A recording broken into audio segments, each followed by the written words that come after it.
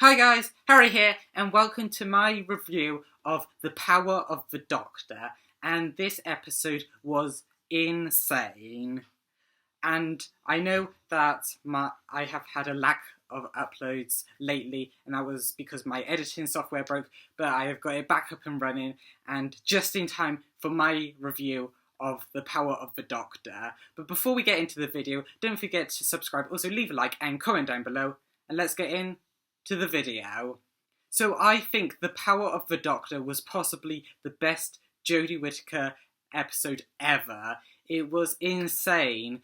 We've had the first Doctor, we had the fifth Doctor, we had the sixth Doctor, we had the seventh Doctor, we had the eighth Doctor, we had, of course, Jodie Whittaker's Doctor, we had the fugitive Doctor, and we had David Tennant reprising his role as the Doctor, and it was insane. There are so many hidden Easter eggs and references in this. I will have a separate video hopefully coming out tomorrow for you guys, going over a full in-depth breakdown of The Power of the Doctor, but this is just my review of it right now. I just thought it was amazing. Of course, Tegan and Ace returning, and I thought they had really good dynamics of how they each had a different relationship with the Doctor. Of course, Tegan blames the Doctor for their departure and him not getting back in touch with her, but Ace blames herself for falling out of contact with the Doctor. And I think it goes over their strengths, like their similarities well, but also their differences, as of course they have the same relationship with the Doctor, but they come at it from different angles. Of course, Tegan blaming the Doctor and Ace blaming herself.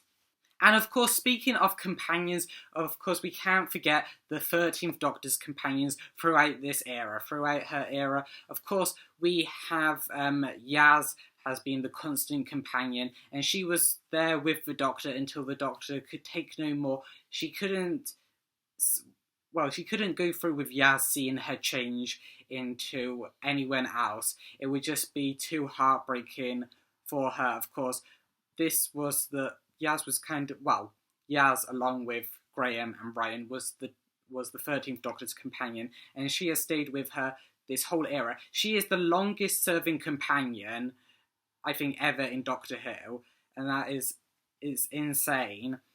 And of course, we saw Graham O'Brien return in this episode, and that I know I keep saying insane a lot, but it is. I mean, he's returned. I mean, there was rumours of him returning, and we got it in this episode. I am so glad that they didn't spoil it in trailers or promotional footage, because it was just so great to see him return. And they had a really good back and forth with Ace. Of course, him thinking that, oh, she doesn't know what she's got herself into, and then Ace being like, yeah, that's a Dalek. I've dealt with Daleks before. I've defeated them before, and him just being kind of shocked. But that was great as well. Of course, unfortunately, we didn't get to see Ryan, but got to see Graham, so that's good. But again, a bit unfortunate that we didn't get to see Dan. Of course, Dan was the companion who joined at the start of Flux, but unfortunately, he left in what I think was the first 10-15 minutes of the episode. There was nothing for him to do. He kind of was like, if you hadn't grabbed me, I would have died. And I can't keep in my life and also my family not knowing if I'll ever come back.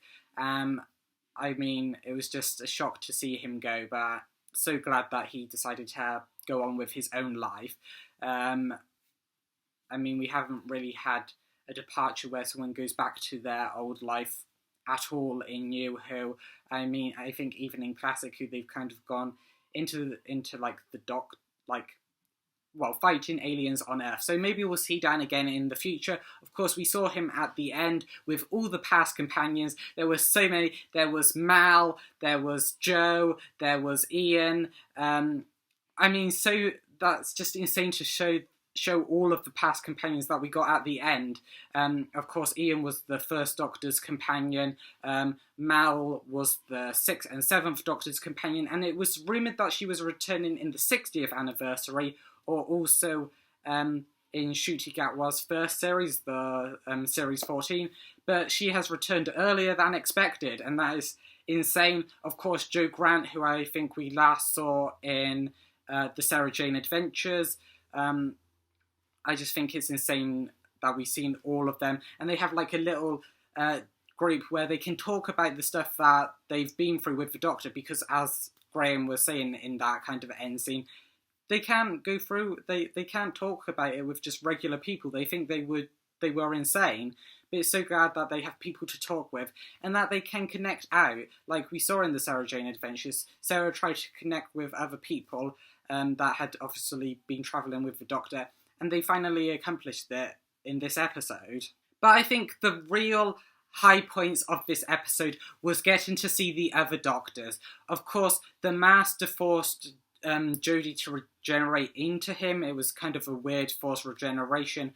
I'll go over it later in my in-depth breakdown of this episode. But it was kind of weird that the Master became the Doctor, and then she used her force. I don't know, it's something. Anyway, she was in the Time Lord afterlife, and she came across the first Doctor, played by David Bradley, later reprising his role from Twice Upon a Time, of course playing the first Doctor. And it wasn't just him that we got to see. We also got to see, we got to see the fifth Doctor, played by Peter Davison. We got to see the sixth Doctor, played by Colin Baker. Got to see the seventh Doctor, played by Sylvester McCoy, and the eighth Doctor, played by Paul McGann. And it was great to see them all return. Of course, there was a funny instance between them, because they're all the same people, but they're also different in personality. Obviously, the most showing it was visually. The eighth Doctor, Paul McGann, wasn't wearing these Time Lord robes, and the seventh Doctor had a conversation saying, "Oh yeah, there's always one who won't do this," and then they kind of changed back into Paul McGann and said, "Look, this is a visual constant of me. I can do what I want." So it's just great to show them all their different personalities.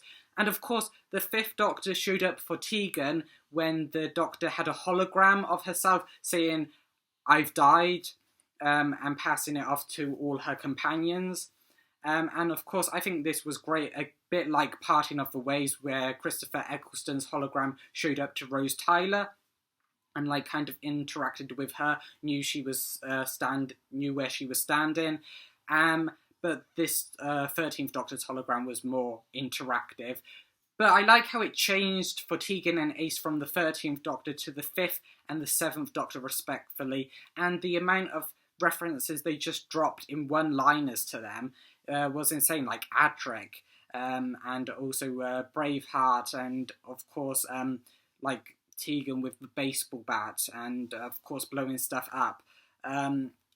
Ace with the baseball bat and blowing stuff up. It was insane. Just the Doctor knows them so well that it would be more familiar for Tegan to have the fifth Doctor to talk to and Ace to have the seventh Doctor to talk to, even though through their eyes, through Tegan and Ace's eyes, they left on bad terms with the Doctor. But the Doctor doesn't care about that. He just wants them to be happy.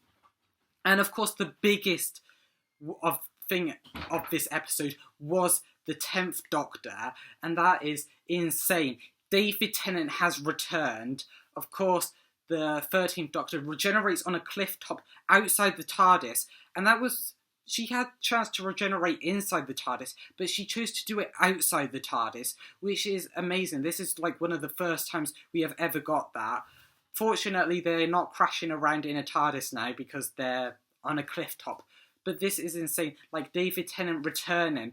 We didn't know whether Jodie Whittaker was going to regenerate into David Tennant or Ncuti Gatwa, and we got David Tennant. And not only was it just her changing into David Tennant, the clothes changed as well. And that must be something to do with the forced regeneration. But it was just insane to see him back. And the amount of references he made to his first time, like the teeth. He knew his teeth before, and that was the first thing he noticed when he regenerated from Christopher Eccleston. But this episode was just great. I think this is the best Jodie Whittaker Doctor Who episode we have ever seen, and I can't wait to go through my in-depth breakdown of this episode that I should have coming out tomorrow for you guys. But let me know down in the comments below if you like this episode.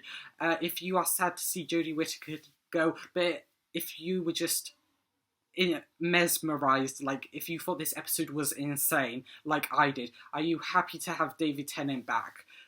It's just insane. But if you like this video, don't forget to leave a like, also subscribe and share it out. And I will see you in the next one.